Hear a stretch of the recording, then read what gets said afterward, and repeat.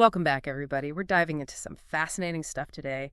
Leviticus, chapter 6. Oh, Leviticus. Yeah. But we're looking at it through this interpretation from a Christian website. Okay. And they're focusing on themes of reconciliation and restitution. So get ready. We're going to unpack some ancient laws and see if they have any relevance for us today. You know, how to handle relationships, making things right when things go wrong. It's funny, right? Leviticus has this reputation of just like rules. Yeah. Dry stuff.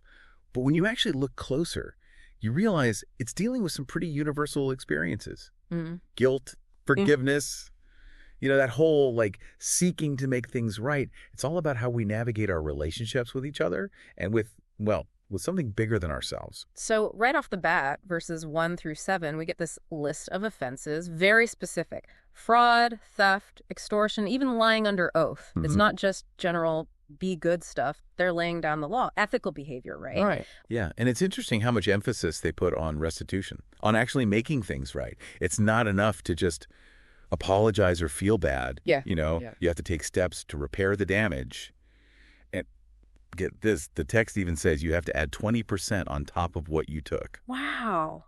20%. Yeah. It's not just about giving back what was stolen. It's like acknowledging the harm done, showing you're serious about restoring that relationship. Makes me think of things like punitive damages in legal cases today. Oh, totally. Like there's this understanding that doing wrong has consequences that go beyond just, fixing the immediate problem. Exactly. Look at legal settlements now, right? They're often fines on top of returning stolen money or whatever. It's about accountability, making sure people think twice before doing something wrong again. And this ties back to the idea of the guilt offering they mention in these verses. Right, the offering. It's like you mess up, you got to bring a ram to court or something. It's a symbol showing you take responsibility. A visual reminder. Makes it real, doesn't it? Exactly. Even if we don't bring rams to court anymore. No rams. The idea still stands. True reconciliation is going to be more than just words. Actions speak louder. Actions. Okay, so moving on. Verses 8 through 13, we get into this whole thing about the ever-burning fire. Ah, the fire. And they're very specific about how to keep that altar fire going. It can't go out. Ever. Can't go out. What do you think that represents in this, whole idea of reconciliation? Fire is powerful. Across cultures, across religions, fire means something. Here, in this context, I think it represents God's presence, like it's always there. It's that constant possibility of forgiveness, of starting fresh, no matter what you've done, that flame, that chance for a new beginning. It's always there. And I find the part about removing the ashes really interesting. Oh, yeah. Like visually, it's sin being taken away, a cleansing process. You get to start a new day fresh without the burden of yesterday's mistakes. It's beautiful imagery, isn't it? That constant cycle of purification. Yeah. You let go of the old, you get a fresh start. Okay, now we get to verses 14 through 18. And it's back to the grain offering, something we saw in chapter 2. Right. But there's this detail here that really caught my attention. They divide the offering. Part gets burned on the altar, part is eaten by the priests. The division. What do you make of that? I see it as pointing to communion, to fellowship. Yeah. Like you're sharing a meal. It symbolizes this connection between humanity and God. I see. It's not just a one-way thing. You're not just giving something to God. It's a bond, a shared experience. And there's the fact that they had to eat it in a specific place, right? In a holy place. Absolutely. It adds another layer. It's saying this connection is sacred. You're entering into a special relationship marked by reverence, but also intimacy. So it's not just about going through the motions, right? It's about cultivating closeness, that feeling of being together. Exactly. Rituals, but with heart. That's what matters. It's about recognizing that our relationship with God is about so much more than rules. It's about connection. It's about shared experience. Connection and shared experience. Okay, now things get a little different with the high priest's daily offering. Verses 19 through 23. Okay. Not only does he offer a grain offering every day, the whole thing is burned. All of it. The whole thing. Why do you think that is? Well, it's all about the high priest's role, right? His constant dedication, his intercession for the people. It's different from the offerings individuals bring, which are often about personal atonement. The high priest's offering represents ongoing service, a connection to the divine that never stops. So it's like he's a bridge between the people and God. Yes, he's a conduit, keeping that communication flowing. Always there. Always there, making sure their needs, their concerns are always brought before God. Interesting. So the grain offering is about shared communion, but the high priest's offering shows us a different side of that relationship with God, one of unwavering dedication, service, and constant communication. Exactly. It shows us just how multifaceted that relationship really is, Yeah. both personally and as a community, our individual needs and the responsibilities we share. And this brings up a question for everyone listening. Oh, a question. Yeah. What are the daily offerings we make in our own lives? What are the things we do, the practices that connect us to something bigger than ourselves? What do they represent? That's a great question. Makes you think, right? Yeah. It could be acts of service, could be prayer, meditation, or even just living your life by your values. It's about finding what nourishes your spirit, what connects you to that sense of meaning and purpose. Now, before we move on to the sin offering, there's something you said earlier that I keep thinking about. The importance of action. Action. Yeah, taking action. It seems to be a central theme throughout these verses. Absolutely. Leviticus chapter 6 isn't just about thinking about guilt or forgiveness. It's about showing it, Yeah. taking action, Yeah.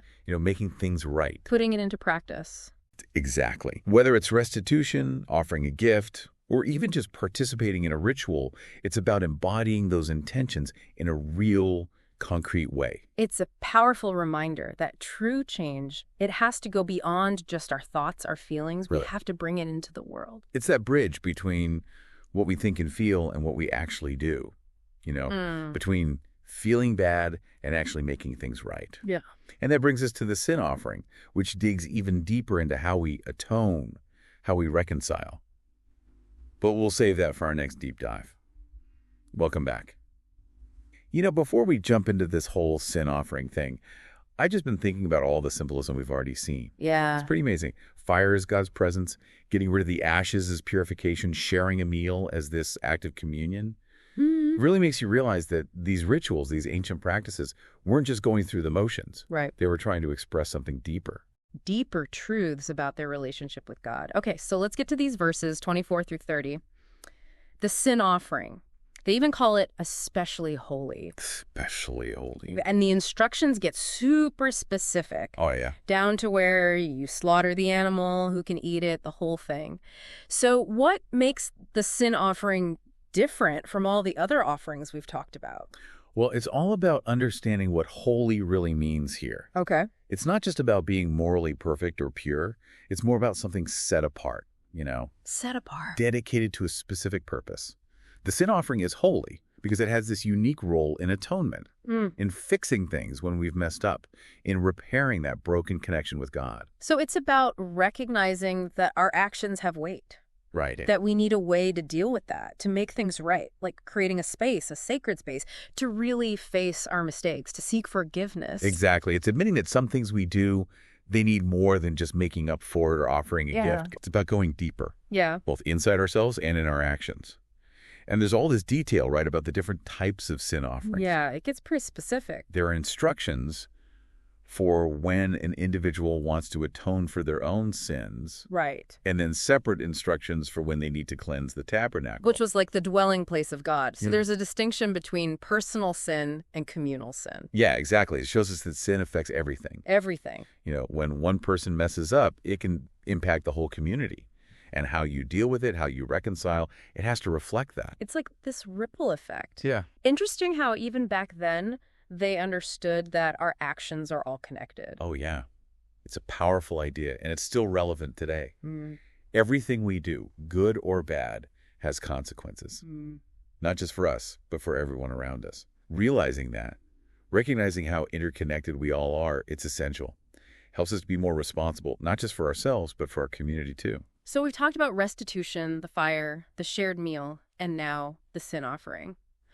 What are some of the key takeaways for you from Leviticus chapter 6, especially for us today, in the modern world? For me, it all comes back to taking responsibility.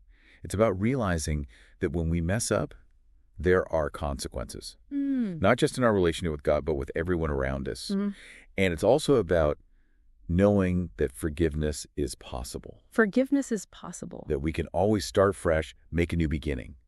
But it takes work. You have to be intentional. You have to want to make things right. Yeah, Leviticus doesn't give us any easy answers. Yeah. It's a whole framework for figuring out relationships, for admitting our faults, for seeking that restoration. And it takes humility. It takes honesty and a real commitment to fixing what we've broken. And I think that's what's so interesting about it, the emphasis on action. You can't just feel bad about it, apologize, and call it a day. Right. It's got to be real. You have to take concrete steps, make amends, engage in a ritual, just show up for the people you've hurt and put in the work to rebuild that trust. Show up and do the work. That's what it's all about, is putting your intentions into action. Bringing it to light. Turning your inner transformation into something that everyone can see. It's that bridge between thought and action. And it brings us back to that question we asked before. What are the daily offerings we make? Ah, yes. The daily offerings. If we were to take these ideas from Leviticus and put them into our lives today, what would that look like? What are the things we do that express our desire for reconciliation, for forgiveness, for growing spiritually? It's a great question. And I think the answer will be different for everyone. Different for everyone. It could be acts of service, it could be art, or even just making that conscious choice to live by your values. What matters is finding what helped you grow, what helps you feel more connected to something bigger than yourself, what helps you feel more responsible and gives your life meaning. I love that, finding those tangible ways to connect, whether it's through kindness, creativity, or just trying to live with more intention, more integrity. Yes. It's about recognizing that spiritual growth is a journey. A journey. And it never really ends. You're always seeking, learning, trying to live up to your highest ideals. And that, I think, is a beautiful way to look at what Leviticus chapter 6 is trying to tell us. It's not just about old rituals and laws that don't apply anymore. Right. It's about something deeper, something we all long for. That longing for reconciliation. That longing for wholeness, for connection with something beyond ourselves. It's about recognizing that we're not perfect, owning up to our mistakes, and doing the work to make things right. It's pretty amazing, right? How Leviticus takes all these big ideas about responsibility and forgiveness and actually makes them real, Yeah. Uses these tangible actions to kind of show them. It is. It's fascinating how they used, burning these offerings, all those specific rituals, even the meals they shared, as a way to express their connection to God. It wasn't enough to just feel it inside. It was about making it real, showing it through actions. That makes me think, if we were to come up with our own modern day offering, something that symbolizes making amends or taking responsibility, what would that look like? What could we do that has that same, weight to it, that sense of really meaning it? Ooh. That is a good question. It couldn't just be words, right? Yeah. I think it'd have to be something that costs you something, like some real effort, maybe even a little sacrifice or something, something uncomfortable. It's about stepping up and showing how sincere you are, and you do that through action. I like that. No quick fixes, no empty gestures. It has to be something that really, truly shows you're putting in the effort, that you really want to fix what you broke. Exactly. Think about it. You hurt someone, really hurt them. What could you do to show them you're truly sorry? And that you want to rebuild things. Maybe it's offering to help them with something. Maybe it's dedicating your time to fix something you messed up. Or maybe it's just, really listening to them, really listening with your whole heart. Showing up, being present. It's admitting that making things right isn't something that just happens. You have to work for it. You have to be willing to lean into the hard stuff. Which makes me think about the priests. You know how they were guides for people going through all this? Right. Who do we have like that today? Who are the priests of our modern world? Where do we turn when we need help figuring all of this out? The priests of today. It's interesting. They could be anyone, really. It could be a therapist who can help us understand our feelings, right? And figure out better ways to deal with things. Or maybe a spiritual advisor, someone who can offer wisdom and perspective. Or even just a really good friend, someone we can talk to, someone who will listen and tell us the truth, even when it's hard. It's remembering that we don't have to go through this alone. There are people who can help us find our way back, back to wholeness, to forgiveness, to being okay with ourselves and with other people. It really is. And that's one of the most beautiful things about Leviticus, even for those who don't follow its specific religious teachings. It's a reminder that this whole process, this trying to fix things and find forgiveness, it's something we all go through. It's part of being human. And that there are people and resources out there to help us on that journey. So as we wrap up this deep dive into Leviticus chapter 6, I'm honestly feeling pretty hopeful. It's a tough book. It doesn't sugarcoat anything. But even though it shows us how serious wrongdoing is and how hard it can be to make things right, it also shows us a way forward, a way to navigate all the messiness of relationships and find a way to come back together. And that, I think, is what's most important. That no matter what we've done or how much we feel like we've messed up, forgiveness is possible. We can always start over. It takes work. It takes being humble and willing to really try. But that journey back to wholeness, it's always there. Thanks for joining us on this deep dive. We'll see you next time.